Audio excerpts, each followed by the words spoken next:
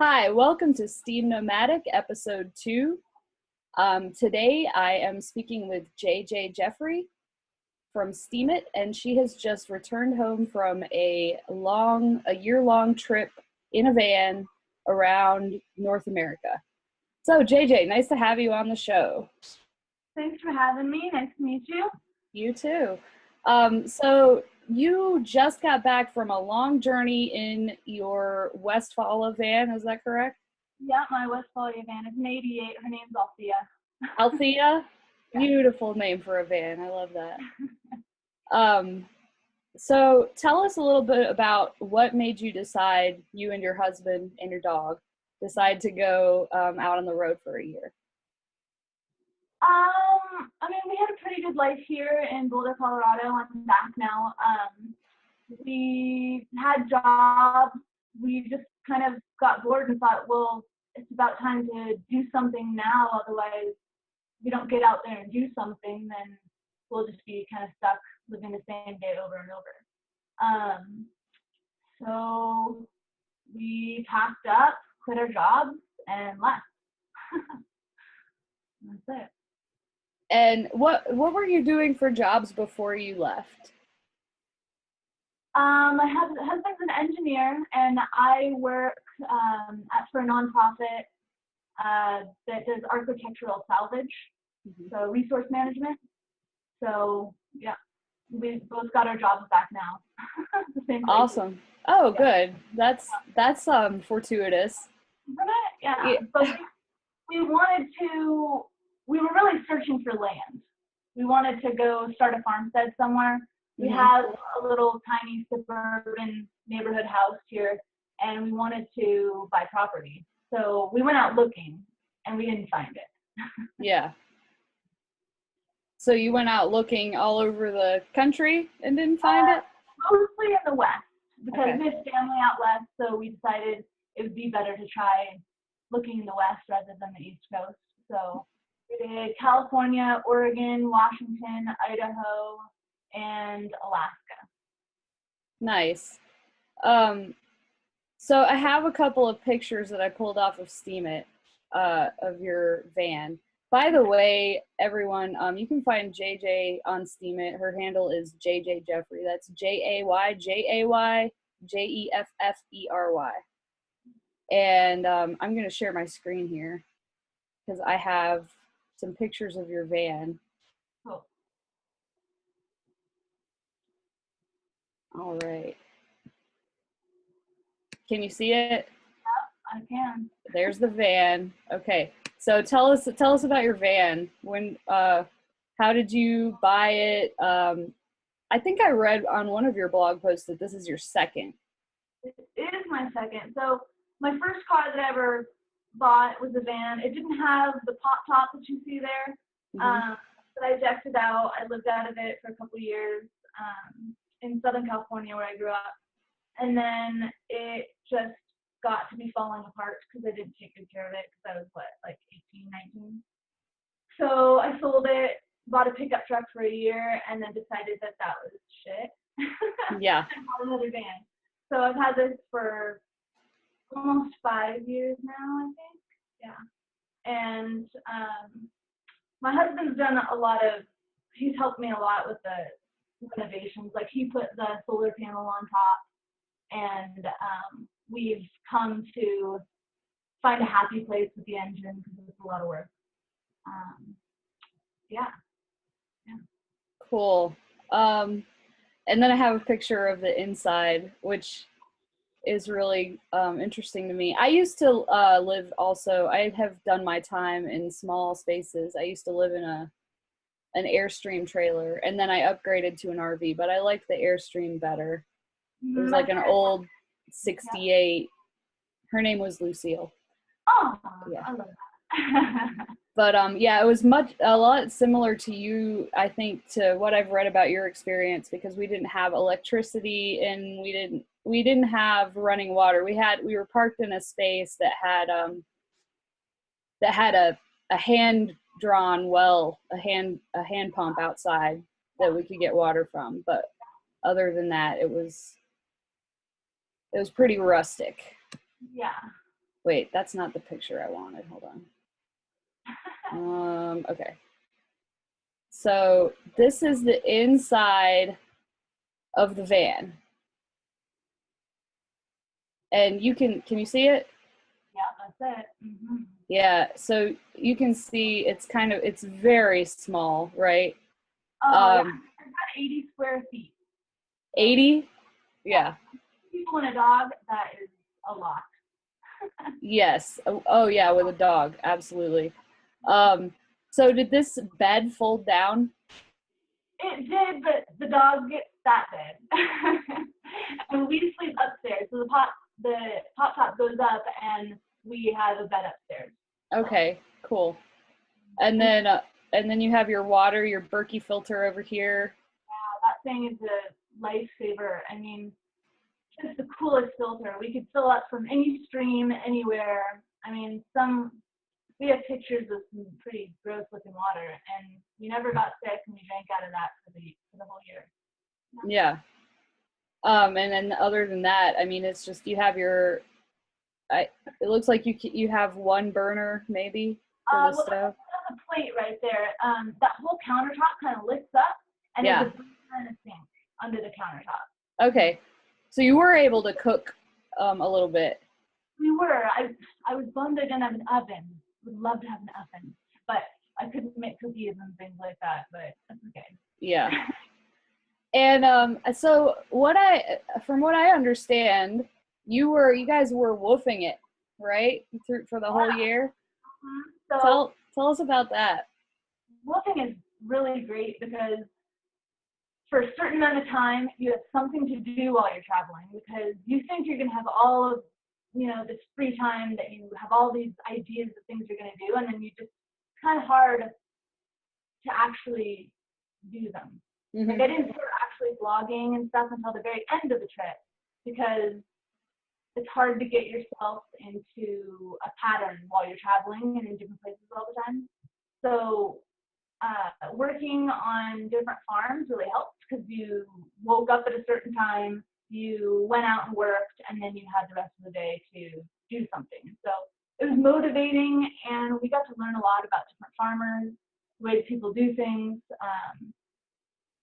I think we stayed on 5 or 6 different farms, and met a lot of cool people that way, and also had like places to stay that we weren't, when you're living out of a van, it's hard to find sometimes places to stay, because we traveled a lot and we didn't always want to pay for camping because it can get really expensive. Oh yeah. So staying and working for somebody for a free place to stay and free food was yeah. And you made this entire year-long journey on $10,000, right?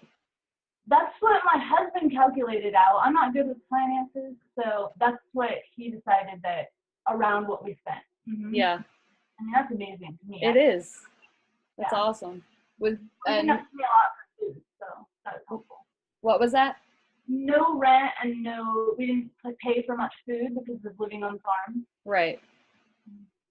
So what was your favorite place that you went? There's some good ones. I would say Homer, Alaska is amazing. The people there are really cool. It's just an interesting place, and there's tons of farming. Like you wouldn't even expect in Alaska for there to be that many hoop houses. And then Ashland, Oregon was another one of our favorites, but it's a lot like Boulder, and it's really expensive.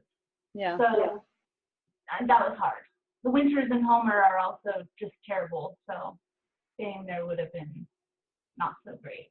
Yeah. And what is your when you think of,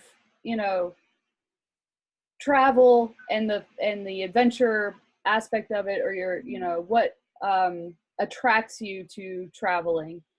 I know you do a lot of hiking and bicycling.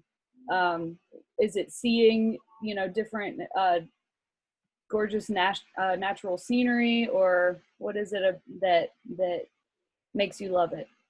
That's always a plus, but I've traveled so much that my husband and I have this phrase, same but different. Mm-hmm. And you know, it's great. We see all these amazing, beautiful things. We go on these beautiful hikes, but when it comes down to it, like, everywhere is beautiful.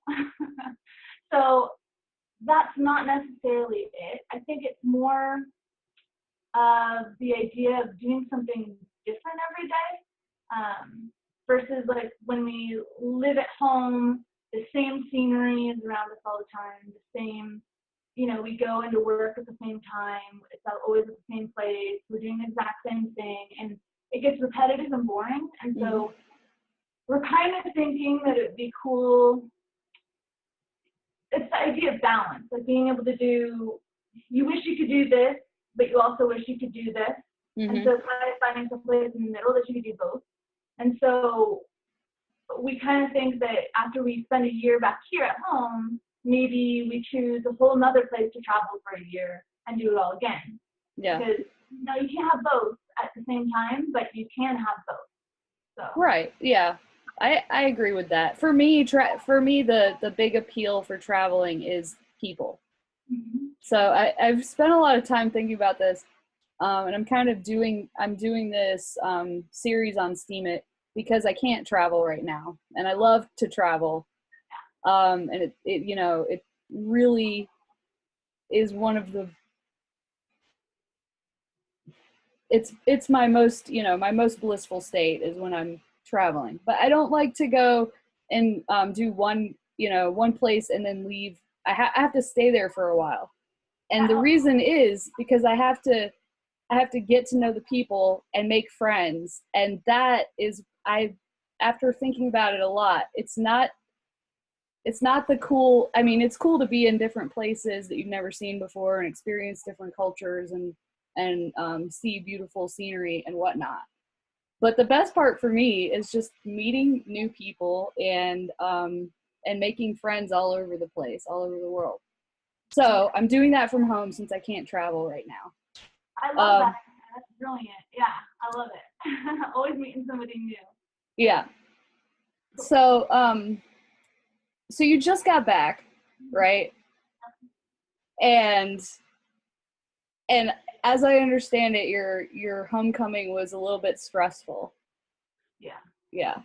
Yeah, we rented out the house, and it's in a college town, and we weren't the ones choosing who was going to come in. Not gonna.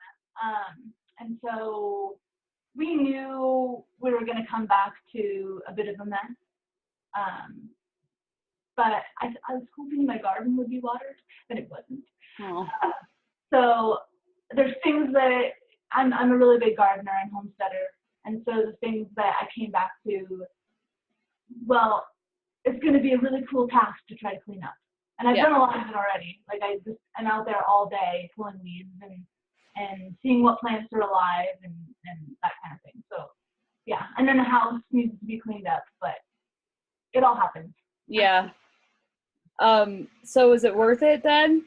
Coming back to weeks worth of work to restore your house to its original, you know, glory. Was it worth it traveling for a year? Well, it certainly was. Yeah. Yeah. I think I'd probably do something a little bit different next time when we go. Maybe, I don't know, find people who I know better to take care of the house, or maybe me handle it myself. We had somebody, a landlord, take care of the house. And so, you know, they're not there the whole time. When we moved back, we continue to have roommates, but we're here, so we can like yell at them when they aren't picking up their dog poop or whatever. Yeah. But when I'm not here, I can't really tell anybody what to do. So. Right. Yeah, that's problematic. But your chickens are still alive, so that's good. Live. Yeah. And they're some plants, so. Yeah. Okay. Cool.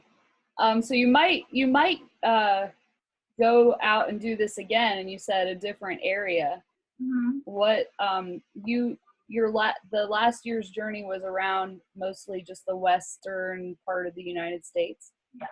What other areas are you looking at? I would really like to do Central and South America, but I took 6 years of Spanish, but I suck at Spanish. So my husband doesn't know any. So it might be kind of difficult. So I don't know. Maybe I need to go get Rosetta Stone or something. Yeah. Yeah. I love Central. I have been to Central and South America, but only 2 countries, and I love it. I love Mexico especially. Yeah. I've been to Mexico a number of times because I grew up in Southern California. So yeah. Where in South America? Central? I visited Ecuador, but only for a couple of weeks. That was my first international travel experience. Was going to Ecuador for 2 weeks, and that was when after that trip, that was when I decided, like, I can't just go someplace for 2 weeks. It's not enough. Yeah. Basically, yeah. I think the places that we stayed that we liked the most were the ones that we got to be part of the community. Like, we really liked Homer because our best friend is a fisherman up there, and so he introduced us to like 100 people. And so we had all these friends in this small town. And same with Ashland, the farm that we stayed on, we met tons of people, and so we got to go do a lot of different things in that town. So I totally agree with you. Yeah. People's the way to do it. And so we want to wrap this up in about the next 5 minutes, but I do want to ask, what was the most challenging part of living out of a van for a year?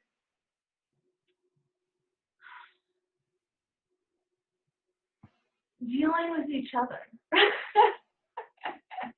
I think when you're living in that type of a space, we're with each other for 24 hours a day, 7 days a week for an entire year. And it's nice to have alone time, but in a small space like that, you can't.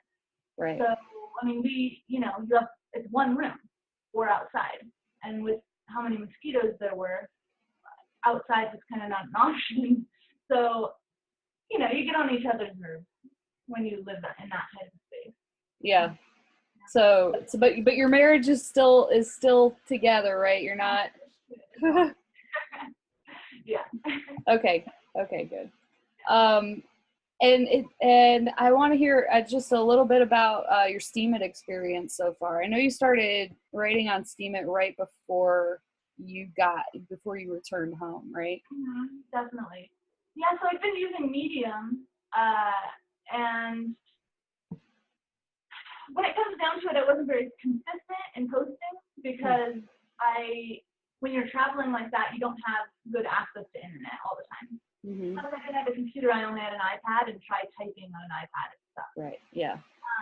So I had a lot of notebooks filled with things that I just write, not even necessarily to post. And for the last 2 weeks of the trip, or maybe 10 days, we stayed at his parents' house in Boise, Idaho. And so we had good access to the internet, and I started posting some of my stuff. And gosh, where did I learned about Steemit on Medium. Somebody posted that they really liked it. So I asked my husband, and he's into cryptos. So he was like, oh yeah, you should check that out. So I started to, and the community's awesome. It's not like Facebook where everybody's like fighting and arguing about all this stuff. Like, people are real and true and nice and give good comments and friendly, and you can make a little bit of money. Yeah. So I love it. Awesome. Well, we're glad to have you on Steemit, and hopefully, everybody who is watching this video, not hopefully, I command you to go and follow Jay Jay Jeffery on Steemit. She puts out some really cool content. She has a whole series about her trip and things she brought, things she wished she would have brought, things that she wished she wouldn't have brought, and all of these awesome basically tutorials about how to go travel in a van if you're into that. And also, she's now back home and writing about homesteading and the whole process of cleaning up after less than neat and responsible renters. So definitely go check out her Steemit page, and and I hope that you will also watch the next episode of SteemNomadic, which I'm posting on Fridays. And thank you so much, JJ, for joining me. And have a great day, and good luck with your cleanup, property cleanup.